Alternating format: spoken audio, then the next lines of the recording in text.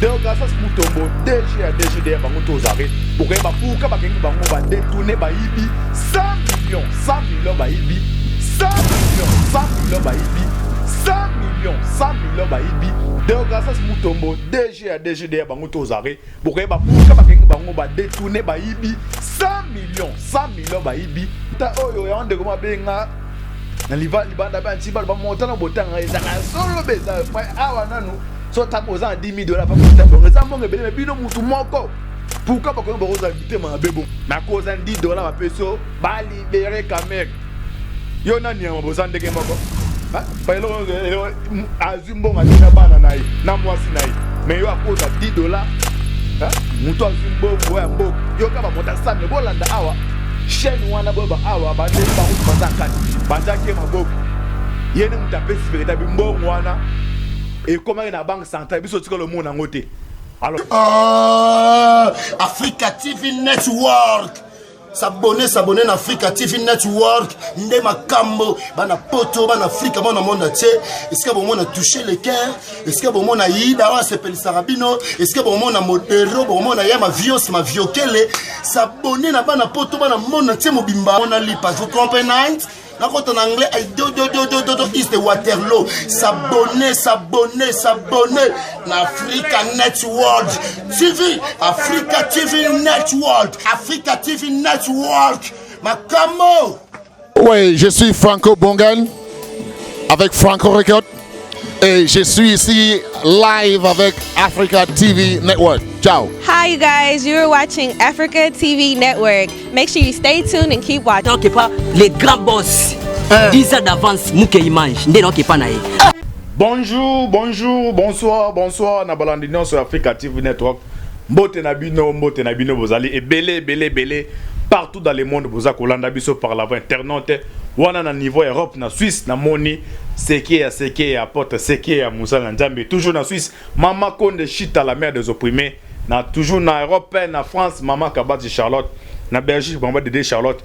Boza na Asie, Océanie, en Afrique, sans oublier en République démocratique du Congo. Ezali, moi na bino ndeko na bino, Moïse Maoka Antibal, l'émission de Bolingaka. Ouais, décryptage, il y a actualité politique. Na bossa de la pesi mbote mingi na Mouke Image, na Niva Terza, na Dick Dikember, MC Pro Baza, c'est ma caméra. Sans plus tarder, une émission na bino Bolingaka, tout ça. Décryptage, il y a actualité politique. Dehors, grâce à ce Moutombo, aux arrêts, qu'est-ce qui se passe? Baïbi combien? Baïbi 100 millions, Azaye Moroda, Tangi Bakomboana, na Ezana Chido réseau. Au moins, on a bateau, on est basé à bande on a répété que non. Et comme on a on a répété un message au nyonso. Et comme on a bande ko boza libanda, baza kachamboka, to sangana, ndena ba toujours, mais c'est moi yemba, oza la munga la muswahili muluba, beto na beto. To sangana pona ko ja hors d'état de nuit, des criminels économiques, des criminels au ruiner mboka oyo to tcha ba hors d'état de nuit. Alors les seules fois hors d'état de nuit to sala bomoko pona ko benga na bango de grâce à Mutombo DG bango to zare bokoye ba pourquoi ba kenga bango ba détourner ba ibi 100 millions ba ibi de to ba aiza ko inda ba sekeze belé mo dollar kitaki na 15 pas et mati sous 19 OK ba to na bazan za réseau. Alors les réseaux tout ça peut ça ba détail aboyeba ndenge chaîne na réseau tambola maki mais heureusement na niveau justice ba tie ba maboko alors batangi ba kombo ba FCC donc moi na do batu batande baza bandeko ba sali réseau na kati réseau ana mutaza DG ya réseau eza Kabila alors bon directeur bazali ba yo to mutasi bango Kabila alors tala ba sekende bimi awa ba bi ata 99 jours ezara muibi mais jour moi za propriété lelo awa. De grâce à ce Mutombo, ça gouverneur la Banque centrale du Congo, il est aux arrêts. Pourquoi Bakangier, donc tant qu'il y a un avec Antibal, tout le bateau, tout le nul part rien à carte Africa TV Network, Nabi qui me causait, ça les belés au tozo, coûte en thème avec Antibal, dans sa déplacement, alors tu regagnes à pour nos actualité politique n'engagé Bolingeli. Alors, Bozoa Awa, tout un article, pourquoi de grâce à Mutombo interpellé, chaîne ya mafia, n'engagé Salemi Awa. Tout le bateau dans la bise comme ça aux zonga pour nato continuer. Tout la bise na bino awa. Deo grâce à ce Mutombo appelle à s'expliquer sur la traçabilité de 100 millions de dollars de certains minières. 100 millions. Bande konangai. ba monta oyo ya onde koma benga na libanda ba ntibal ba monta na botanga ezaka solo beza pa awa nanu so tamo za $10,000 pa motambo ngeza monge bele bino mutu moko pourquoi ba ko ba roza mitema bebongo kuna kame 47 millions oyo na moi makasa à cause $10 ba peso ça la marche hein pour nous défendre un voleur muyibi ntayibi yo ayibi conscience dans ayibi papa na ayibi génération na cause $10 ba peso ba libérer Kamere yo nani ya mabozande ke moko hein pa elo azumbo ngalina bana nayi na mwasi nayi mais yo à cause de $10 hein muto azumbo ngoya mboka yo ka ba monta samle bolanda awa chaîne wana bo ba awa ba nei ba mutu bazan kati donc si aza kolante na niva katanga 2000 yaka awa bo ka ba vérité tafunga te bolanda awa. Il est appelé à s'expliquer sur la traçabilité des montants de $100 millions payés à 2015 par les opérateurs miniers, mais qui n'auraient pas été perçus par la Direction générale des impôts DGI, selon les informations. Bwebi awa DG à DG à DGI bataki maboko yene mutapesi véritable mbongo wana et comment na banque centrale biso tika le monde ngote. Alors lelo abache ye maboko suri usuka neto landa awa avec Atiba tolo bolanda information. Il s'agit selon plusieurs sources des avances sur les impôts négociés par les gouvernements avec certaines sociétés minières. Donc 100 millions bolanda bien. Le 3 août Dieudonné Lokadi Azaki DG à DGI, ancien directeur général de la DGI avait été interpellé sur cette question avant d'être libéré. Bakangi abezanga ite botu na ni gouverner à banque centrale. Hein? T'as la raison on est en 100 millions. Le 3 août 2015, Dieudonné Lokadi, ancien directeur général de la DGI, avait été interpellé sur cette question avant d'être libéré 2 jours plus tard. Batounie 100 millions kiwap. Ezangate babi ezanani abiatangi gouverneur banque centrale. Selon ses proches, cet argent avait été versé à la BCC dans la banque centrale du Congo. Batindeli, t'as la raison de tambo la Batindeli. Hein? Deokasa c'est Mutombo. Pour sa part, Deokasa c'est Mutombo devrait apporter son son de cloche.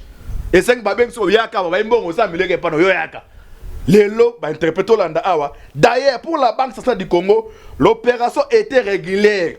Le gouverneur de la Banque centrale du Congo, BCC de Okanasi Mutombo, a été attendu par la police judiciaire des parquets et le directeur des trésoreries de la Direction générale des douanes et des assises, qui se rassemble ainsi que son adjoint ont été mis sous mandat d'arrêt provisoire à la prison centrale de Makala.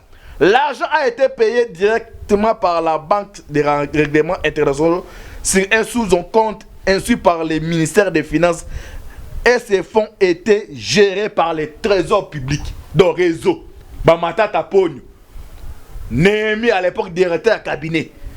Tant de réseaux et pas DG déjà bien à mon banque centrale, dans la réseau 100 millions. Oh, y'a ba miné ba pesi. Alors, awa, avant ba libérer, donc, mi ba derrière ton bazar, par comme des voisins à Maison Blanche. Là, bien, comme Maison Blanche en Selombao. Parce que Maison Blanche en Selombao, bah, voisin avec. Alors, 100 millions, bah, de qu'on a bota la bille, tozo lukambon, on t'a la bloc, yaba, ton nègre bazaleli. Alors, faut pas interpeller ma tata pour nous, même, t'as un premier ministre. Il y a un ministre de la Finance, directeur cabinet Némi Mulana. Des a raisonné que 100 millions. Et mon année. Yango mona tine mina kwa ngosa luana ba kopeke awa de ma be kan ekendel awa mabe koya ba koya ko chabisu maboko. Alors suite fait suka ndenge nini. Est de okasa se mutomba otanga ba kombo. Ba kombo da ba kombo otanga bino ba kombo o bato ba yibi mboko bangwana. Suite fait suka ndenge ni 100 millions. Ata mawate 100 millions. So ba 1 million 2 millions ba otonga kwanjela combien?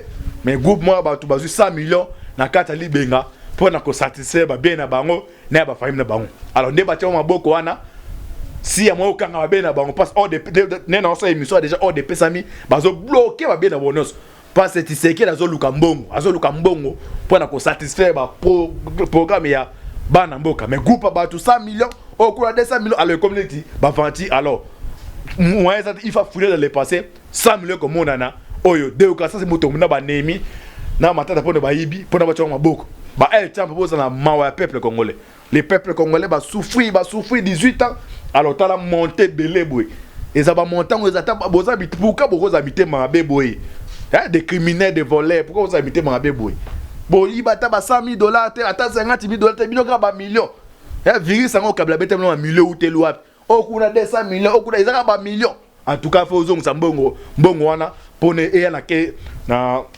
caisse à l'état et ça bien neto ba de repé ça un message non ba tere que non éveil patriotique éveil il y a état de la moki oh toi ko tali benga na caisse à l'état ba côté maboko yango lelo bomoni Guido Kasa Mutombo a interpellé peut-être bitu bébé été ayibi 100 millions aux trésors et tambola qui na matata pono et tambola ya fois dans demi il est pas pas du pourcentage parce que awa cop ya dia beindi lokadi de lokadi o azad ex directeur DGI à teki plan awa mboka ya cop a dia mbati ba soda ba kiti na terrain nani ba kozwa est-ce que ba o ba matata pono Némi o aza coordinateur o chaque mois va te donner 2 millions utana au katang nyon so na fait si là mais tous allez veiller et on leur répéter que non biloko nyon so pone simba tous les yo congolais so là na to tika ba distraction yo oza mtala muka IDPS ngwa oyo to se mettre ensemble pour na kotala hors d'état de nuire des criminels des génocidaires au bambayi mboka les démons là les vieux démons là ont envahi RDC pour na ces criminels ba kende pour na libela Nzambe apambola bino ezaki ndeko na bino bo s'abonner na chaîne na Africa TV Network bo partager vidéo merci bingi na Blaise Moke image merci bingi na MC Pro merci bingi na Dick Dikembers oyo baza c'est ma caméra na ki ni mo pour le dessous des cartes oyo ce qu'on s'est passé harcèlement directeur DG do gouverneur banque centrale interpellé ba yibi 100 millions chez Neza Moulali o baza ba joie DG de baza ce qu'on a niveau à Bankala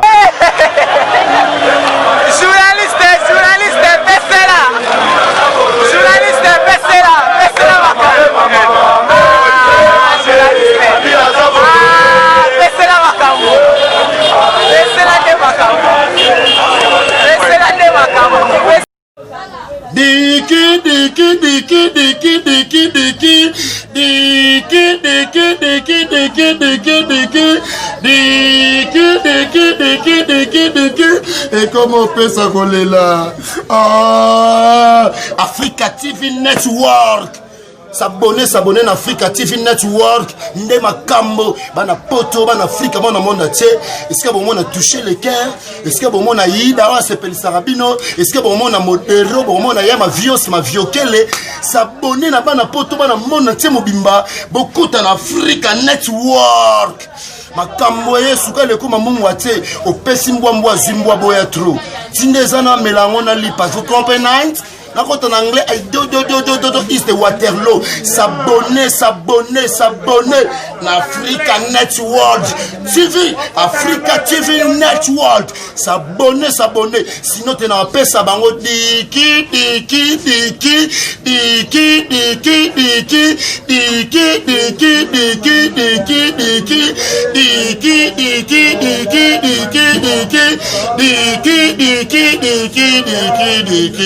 S'abonner Africa TV Network Makamo. Désormais, suivez un prophète Akitambo sur Africa TV Network. Nazali awa ba mateya ba prédication na senga ba ndekuzu tous s'abonner pour na kolana mateya. Il y a un prophète Akitambo. Tous s'abonner ebele na makasité na bo pétenyon surtout avec Mouke image. Sois béni. Merci. Oui, je suis Franco Bongan avec Franco Record et je suis ici live avec Africa TV Network. Ciao. Hi, you guys. You're watching Africa TV Network. Make sure you stay tuned and keep watching. Ouais, ozali ndeko na bino jo mukamba. Osabone makasi na chaîne na bino ya YouTube African TV Network chez Mouke image des en avance. Jo mukamba African TV Network. Osabone massivement. Check, c'est pas pareil. Mujiunge ama mjiabone na channel yetu ya Africa TV Network. Tujiunge wa kaka, tujiunge wa dada. Ndena okepa les grands boss. 10 ans d'avance muke image ndé non ke pa na ye